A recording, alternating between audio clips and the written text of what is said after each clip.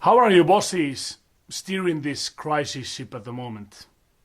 And what can you learn from it? Let's have a look.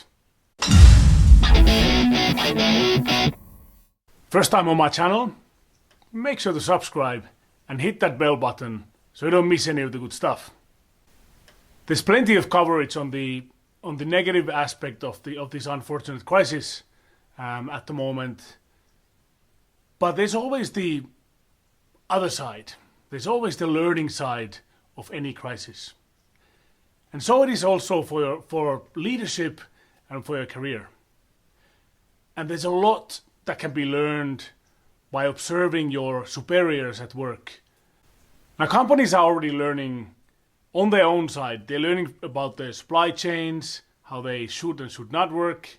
They're learning about remote work, how to enable the people to work remotely, and what are the right processes and KPIs to go with. They're also learning about talent, because in times of crisis, talent acts differently. We all act differently.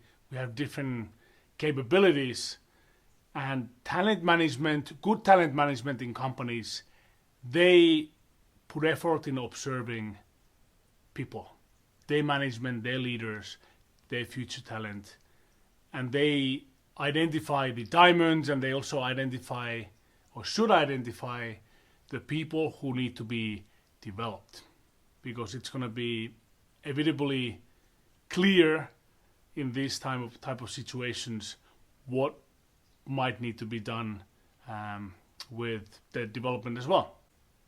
Also, there's a lot of government officials are frequently on the spotlight when any crisis hits. But what about the leadership of the companies? You can do a lot of things, a lot of learning, also for your own career management during the turbulent times. And how can you do it? First of all, for many managers, leaders, this kind of crisis, this particular crisis, it can be their first sort of real test, real big global test, where their leadership capabilities, their abilities are amplified. They're put on the spotlight because now really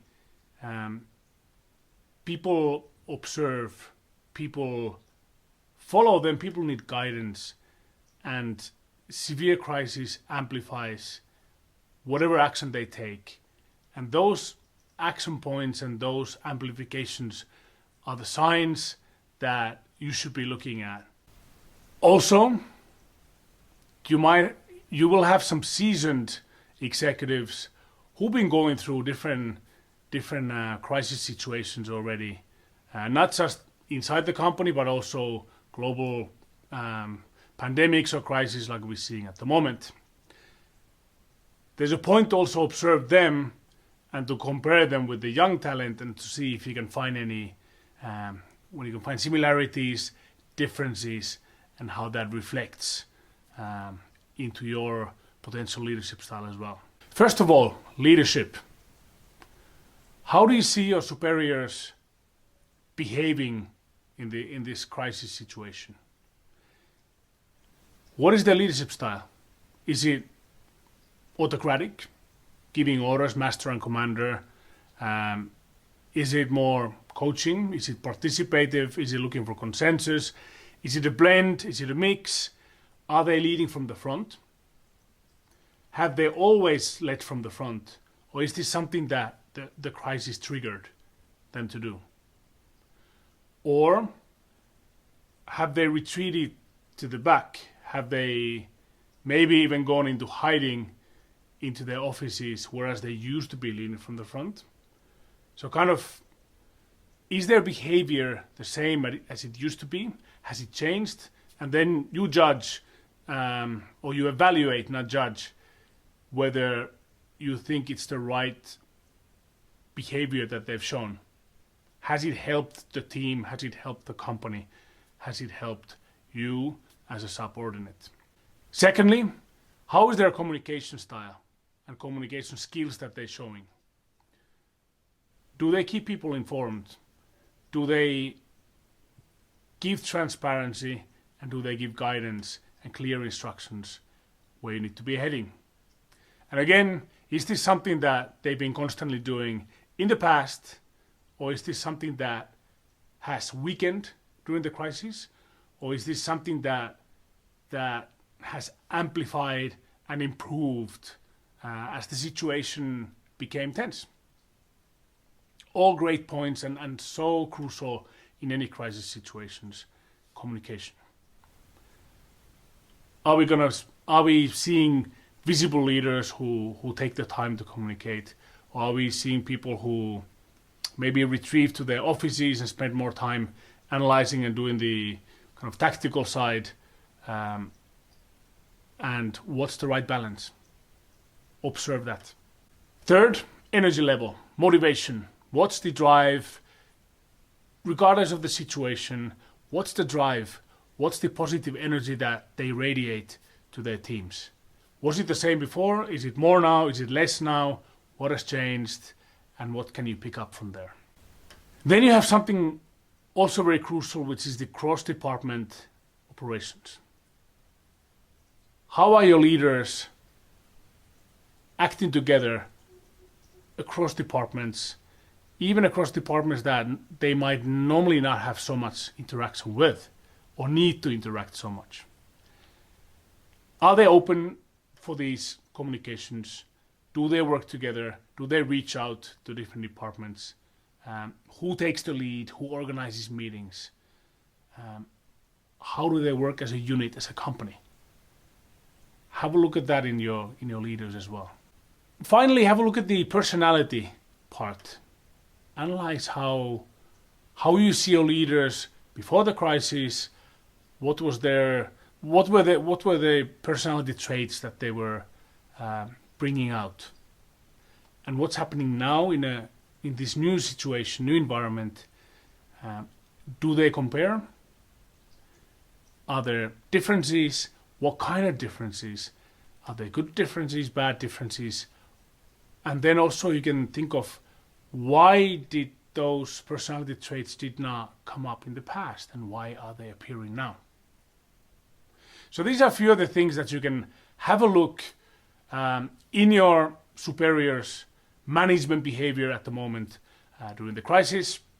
So really the key is to, one, learn from the best. Look at the leaders who have, first of all, been there. They've been through crisis. They've seen a few of those. See how their behavior differs from the more fresh talent that's still to experience all these events. Have a look at these different aspects that we highlighted: communication, leadership, cross-department operations, personality. Explore how the best do it. Who are the people who you look up to? Jot down why you think they're doing a great job. What can you learn? What can you do?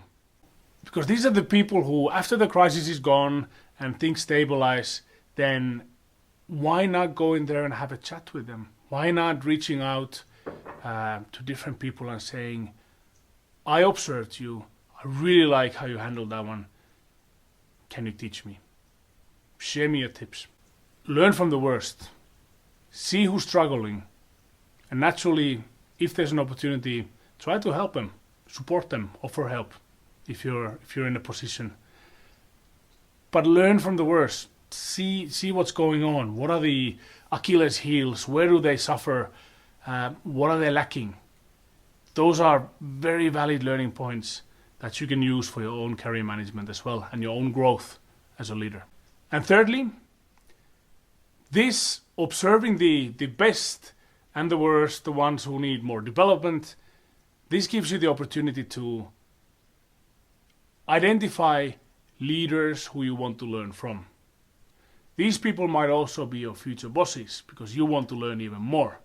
You want to work for them, or in their teams, or in their projects.